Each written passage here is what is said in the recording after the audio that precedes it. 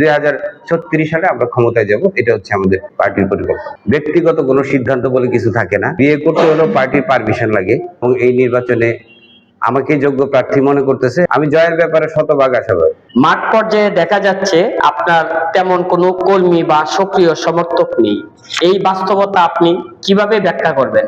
আমাদের বাংলাদেশের communist party দীর্ঘ ঐতিহ্যের পার্টি, প্রায় 100 বর্ষের পার্টি। এই পার্টির মাঠ পর্যায়ে কর্মী নেই কথাটা সঠিক নয়।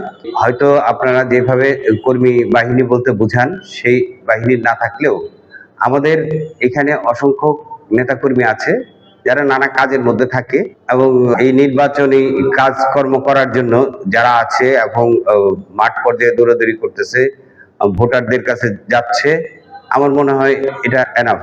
একটি জাতীয় নির্বাচনে অংশ নিতে শক্তিশালী সংগঠন গুরুত্বপূর্ণ, সে জায়গায় আপনার প্রস্তুতি কতটা? আমার প্রস্তুতি শতভাগ। একটা জাতীয় নির্বাচন, আমরা যেহেতু অভিজ্ঞতা পূর্বেও আছে, আমরা সেই 1973 সালে নির্বাচন, তারপরে 86 সালে নির্বাচন, 91 সালে নির্বাচন, 2001-এর নির্বাচন এবং 96 সালের নির্বাচনে অংশগ্রহণ করেছি। এছাড়া আপনারা জানেন যে 2008-এর নির্বাচনে আমরা অংশগ্রহণ করেছি এবং এই স্বৈরাচার শেখ হাসিনার আমলে শুধুমাত্র 2014 এবং 2024-এর নির্বাচন ছাড়া 2018 সালের নির্বাচনে আমরা অংশগ্রহণ করেছিলাম।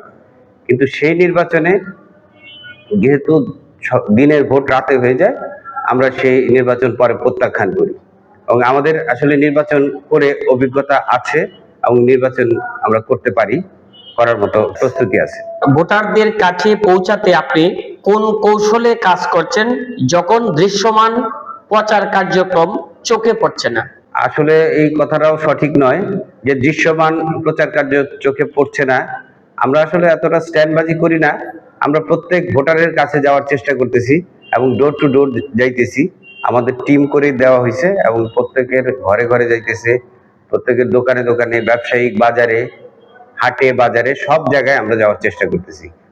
মসজিদ মন্দিরে, প্রত্যেকটা জায়গায় আমরা আমাদের লিফলেট, আমাদের কথা আমরা বলার চেষ্টা করতেছি এবং মানুষ জানে যে এখানে কাস্তে মার্কার এবং বাংলাদেশের কমিউনিস্ট পার্টির একজন প্রার্থী নির্বাচন করতেছে এবং সেই প্রার্থী সবচেয়ে যোগ্য, সেটাও তারা মনে করে।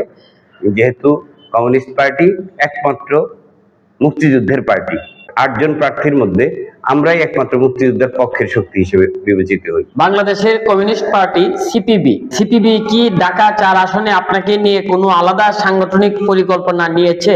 হ্যাঁ, আমাদের আসলে দীর্ঘ একটা পরিকল্পনা আছে। সেটা হচ্ছে যে আপনারা জানেন যে গত সেপ্টেম্বর মাসে আমাদের ত্রয়োদশ কংগ্রেস অনুষ্ঠিত হয়।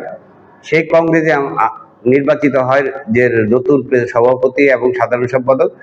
ইতিমধ্যে আমাদের সাধারণ সম্পাদক একটা ঘোষণা করে যে আমরা ক্ষমতায় যাওয়ার একটা টার্গেট, সেটা হচ্ছে 2036 সাল এবং এই বছর আমরা আমাদের প্রার্থীদের পরিচিতির বছর এবং 2030 বা 31 সালে যে নির্বাচন হবে, সেই নির্বাচনে আমরা সর্বোচ্চ প্রতিদ্বন্দ্বিতা করার চেষ্টা করব এবং 2036 সালে আমরা ক্ষমতায় যাব, এটা হচ্ছে আমাদের পার্টির পরিকল্পনা।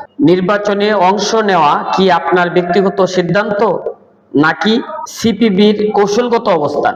বাংলাদেশের কমিউনিস্ট পার্টির প্রত্যেকটা সদস্যই ব্যক্তিগত কোনো সিদ্ধান্ত বলে কিছু থাকে না। তাদের বিয়ে করতে হলেও পার্টির পারমিশন লাগে।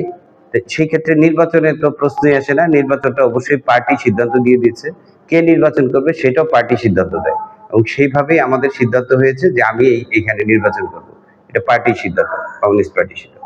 ভোটারদের অনেকেই আপনাকে বা আপনার কার্যক্রম সম্পর্কে জানেন না, এই দূরত্ব কিভাবে কমাবেন? বেশিরভাগ ভোটারই জানে যে আমি নির্বাচনে অংশগ্রহণ করছি এবং এই নির্বাচনে আমাকে যোগ্য প্রার্থী মনে করতেছে এবং এই যোগ্য প্রার্থী মনে করে আমাকে ভোট দিবে, আমি আশাবাদী এবং মেজরিটি ভোট পেয়ে আমি বিজয়ী হব ইনশাআল্লাহ। কর্মী না থাকলে নির্বাচন পরিচালনা ও ভোটের দিন এজেন্ট দেওয়া কিভাবে সম্ভব হবে?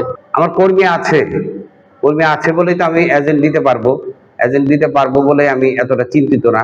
এজেন্টের আমি অলরেডি এনআইডি কার্ড, প্রত্যেক কর্মীর এনআইডি কার্ড আমি সংগ্রহ করতেছি এবং এজেন্ট নিয়োগের প্রক্রিয়া চলতেছে ও দিতে পারবো বলে আশা করি।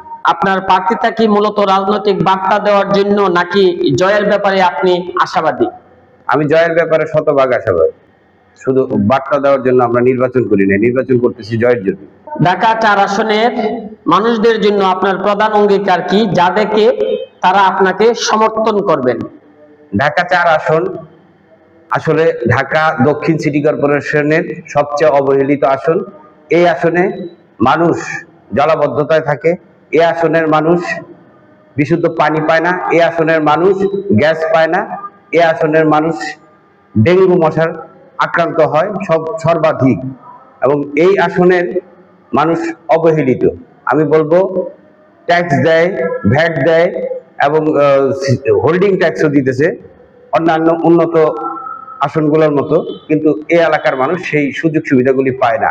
আমি যদি নির্বাচিত হইতে পারি তবে এই এলাকার বিশুদ্ধ পানি সরবরাহ, গ্যাসের সংকট নিরসন, এরপরে জলাবদ্ধতা দূরকরণ সহ যত সমস্যা আছে, এছাড়া চাঁদাবাজি এবং মাদক যে ব্যবসার এখানে ডিলারশিপ আছে, এগুলো আমি নির্মূল করার চেষ্টা করব। জন্য আমাকে সমর্থন করব। সব সীমাবদ্ধতার পরেও কেন ভোটাররা আপনাকে ভোট দেবেন, এক বাক্যে বলবেন? সব সীমাবদ্ধতার পরেও আমাকে ভোট দিবে এই কারণে, কারণ আমি একমাত্র মুক্তিযুদ্ধের পক্ষের শক্তি।